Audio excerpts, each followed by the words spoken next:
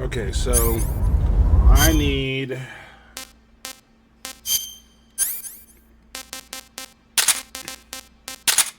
SVD. They said, oh, I see it. I can already see it from here.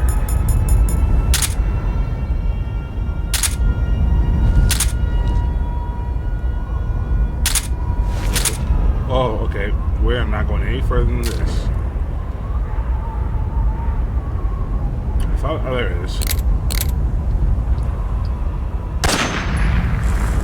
Alright.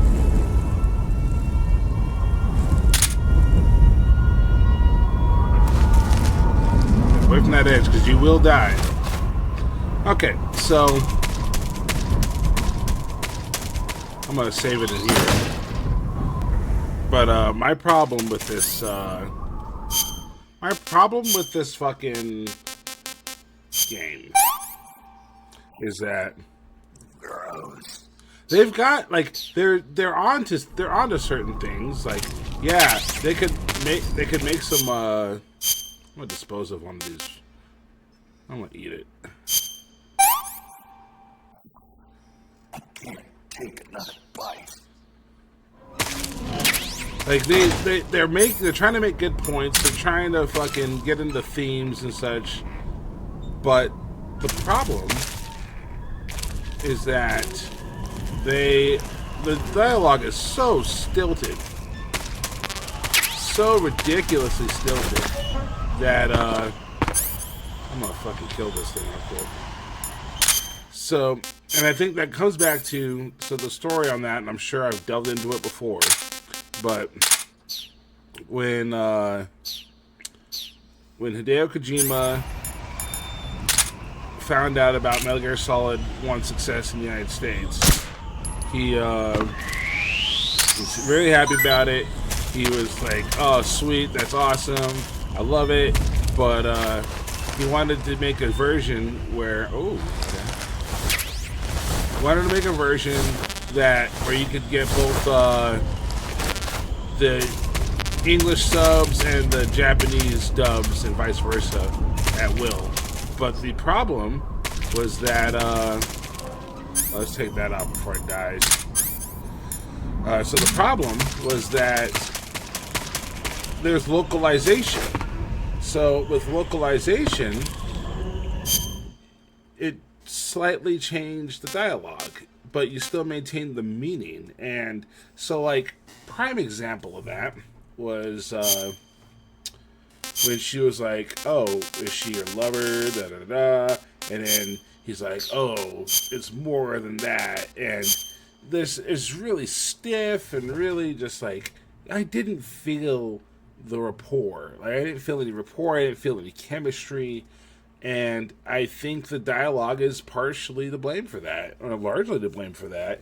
And the voice direction on this one too is less enthused. Like, it's very, very subdued to the point where it's almost blasé. And but the dialogue could fit. Like, if the dialogue was localized, if you had somebody that was fluent in Japanese and English, read it in Japanese, knows Japanese cultures, knows what they're trying to say, what they're trying to convey, but then also has a Western background, so then they can translate it into English so that the meaning's not lost on the Western audience. Like, localization is key. Like, if I were to translate one of my books into Spanish or Ukrainian or something like that, I would be really delving into. I'd have to be fluent first, or if I handed it off to be local translated, I'd want them to localize it a little bit. So certain things that they say, I don't change the characters, and that's the thing. Like, Blostein did not change the characters; he merely changed dialogue to it would have better effect. And I think that's why Metal Gear Solid 1's dialogue is the best in the series. But Kojima was furious that someone touched his precious work, and thus, going forward, he has demanded exact translation. And we've seen that with there was an interview David Hayter did with for Metal Gear Solid Delta, and they were talking about how he's a screenwriter too. A lot of people don't know this. David Hayter, he wrote X-Men, X-Men 2, X United. He wrote Watchmen, the 2009 film. He's got some pretty heavy like screenwriter credits under his belt. So he's offered them, hey, I can spruce this up, I could spruce that up, I could change this, I could change that, and like he didn't do that on the first game so much, but overwhelmingly the answer was the dialogue is the dialogue, period. And with that, especially like localizing, like the failure to localize, cool. If you were hoping to have us experience the Japaneseness of the game, then cool. But otherwise, like from a writer perspective, like what makes good writing in English, this is not good writing. This is very stiff dialogue. This is very just cringe dialogue, honestly. And it's a shame because you could see glimmers. You could see where you're like, okay, I see where you could make something of this, but then just very cringe, dude. Very, very cringe. And just the I also feel like Naked Snake is he's a spy. He's an operative, and he knows that honey traps are a thing. So this woman, just out of the blue, is just throwing herself at him, and he's not going to think, hey, you must have an ulterior motive. Hey, you must be trying to you must be trying to compromise me in some way, shape, or form. And the thing is that, yeah, is Naked Snake a bad looking guy? Not at all. He's objectively handsome, but at the same time, this isn't some dive bar in downtown Fayetteville or downtown Va Beach. Like, he's in the middle of the Soviet Union, and this woman's just that admittedly has already defected to the Soviet Union, so she already knows she's a spy and a traitor, and now she's just throwing herself at you. I would not trust that in that situation, and I would be a lot more vocal in my opposition. I wouldn't just be standing there just like, I'm being kissed by a woman, like I'm an incel or something that's about to lose that status. Like, I would be like, yeah, you can just stay over there. We're not doing this. Just focus on the job at hand. But it's very awkward stuff.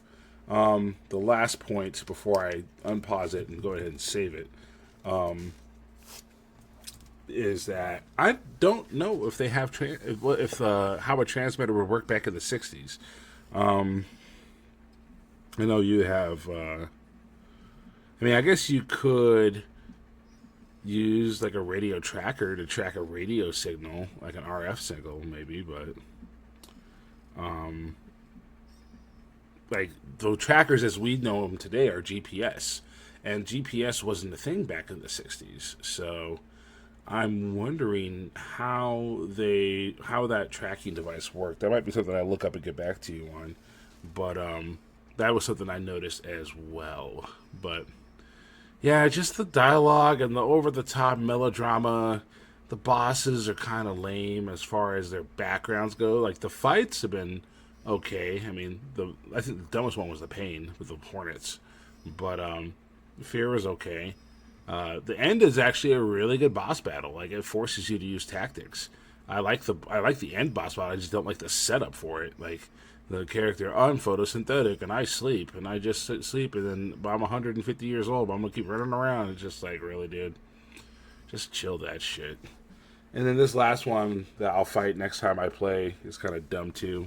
Like, it just got like, I felt like, and I'm glad that after Metal Gear Solid 4, Kojima stopped trying to chase Foxhound. Like, he peaked. Like, the group of bad guys you had with Foxhound were peak, and it's not gotten better since. So those are my complaints as a writer and as a veteran. That's where I'm looking at right now. Yes, exactly. I just saw, like I said, like that. It's very blasé. It's very, it's not.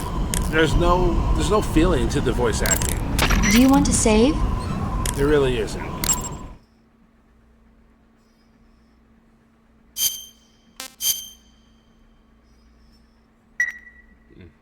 Snake, have you seen Earth versus the Spider?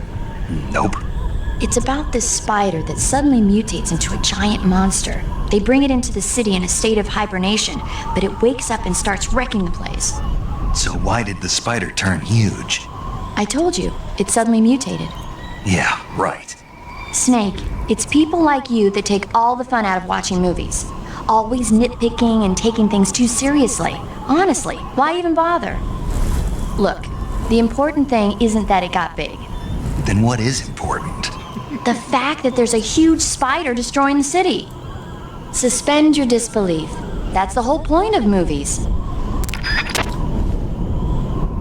I feel like they were calling me out on that one. I feel like after I just got done with my huge rant about how the bosses are over the top and ridiculous and the dialogue is stilted and whether or not there's anachronisms, that one plays. I felt like they were aiming at me on that one. They were calling me out. But that means I'm in the same company as Big Boss, so I'll take it. I will take it. But we're going to call it there. Just saved it. So I'm going to get to work chopping this up and getting it into the upload queue for YouTube. I'm definitely going to clip that, because that was actually kind of fucking funny. But I'm glad everybody that tuned in managed to tune in and catch some of this. That boss fight with the end is a big one. So we got through that. Next time we play, we're going to pick up with the next boss fight, which is the Fury. I got to do a little sneaky first, and then we'll get there. But thank you for tuning in. I hope you all had, it's after midnight, a wonderful Thanksgiving. I hope you got to eat some good food. But, yeah, I will talk to you guys later, and take care.